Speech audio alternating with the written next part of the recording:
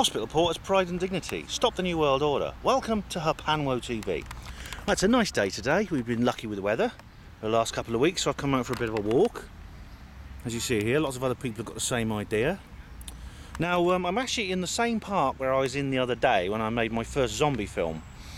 As you see, the weather has improved slightly since then. You see there's a bench up there. Don't know if you can see it. Right, where is it? There it is. That's where I was sitting when I made the first zombie film. I'm now in a different part of the park. Now the reason I came here is because I decided to go out for a bit of a walk, and I was I was in a bookshop and I bought a book. Firstly, I'd like to thank one of you. There's a YouTube user whose username is a long series of sort of letters and numbers, but it begins WH47, and he's posted a few comments on some of the films, so you'll know him probably. Now he gave me some very interesting information. He gave me a link to an article on the National Geographic website, which was referring to pandemic rabies, and it said that it's the potential of a mutation between flu and rabies could create a zombie plague. Now, I mean, as I said, there's some problems with the pandemic theory of this whole zombie issue that I've raised. But however, I would like to thank him for his input, and it is an interesting factor that may well sort of like it may well be connected. It may be this could be where this zombie thing comes from. I'm not exactly sure. But anyway, I went to a bookshop and I saw this book, Zombie Apocalypse, created by Stephen Jones, published by Robinson Books. It was only $7.99, so I thought I'd pick it up, you know. Obviously I'm a bit short of money now, but I thought it was worth getting because of the various things we've been talking about on HPANWO TV. Now, I'll just read you the blurb. End of the world with flesh-eating zombies in the near future. A desperate and ever more controlling UK government attempts to restore a sense of national pride with a new festival of Britain. But construction work on the site of an old church in South London releases a centuries-old plague that turns its victims into flesh-hungry ghouls who bite and scratch, whose bite and scratch passes on the contagion, a supernatural virus which has the power to revive the dead onto others.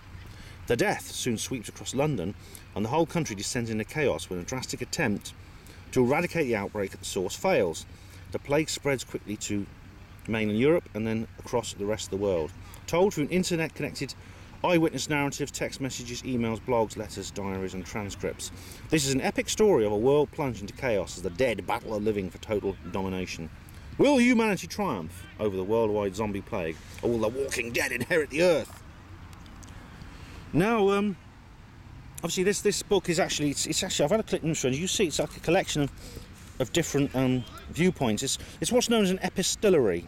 An epistolary is a story which is told through a series of letters. In the modern age, that's very often other media like emails and blogs and tweets, as it explains on there. It's created by Stephen Jones, but it has a lot of other contributors. All these authors have contributed to the various pieces, and that name there is familiar, Tanith Lee. Tanith Lee is quite a well-known science fiction writer, and has wrote a couple of scripts for episodes of Blake 7, you know, which is my favourite TV series. And here's some of the reviews from the book. Clever, gruesome, poignant and pacey. Stephen Jones's carefully woven tale of the outbreak of the human reanimation virus, HIV-RV. You know, this has these various reviews here of the book. Now, zombie stories these days, and there are a lot of them, post the George Romero films, tend to be sci-fi based. It's somehow, I think it seems more plausible nowadays, especially in the age of sort of increasing tension over bacteriological issues and the re-emergence of many diseases, that zombies would be caused by a virus rather than some supernatural magical spell. That is not to say necessarily these two issues can be separated as such, because in this book it's described as a supernatural virus, and it does reanimate the dead. It's not a, you know, I mean the article at WH47 sent me explained that, you know, you reanimating the dead is not, you know, that's just crap. You know, that's what, according to this article, not according to me, according to the article. But it can, what this virus does, it can create zombie-like behaviour in people. In other words, mad people who have the madness of rabies, but the contagious ability of flu.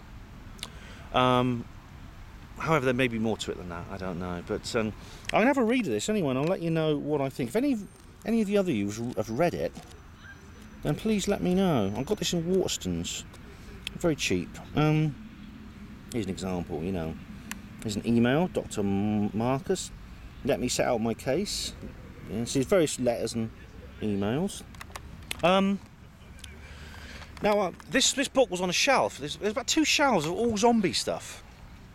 And as I said, there is a kind of fixation on zombies in the media at the moment. You know, and this is maybe like a part of it. You know, so whether or not this book is a part of this whole zombie issue that I was just described in the other 2 films I just mentioned, I don't know. But I will review the book if I think it's relevant. Well, thank you for watching HPANWO TV. I'll give you one last look around this lovely park here. Lovely basking in the spring sunshine. Thanks for watching. Hospital Porters, Pride and Dignity, stop the New World Order.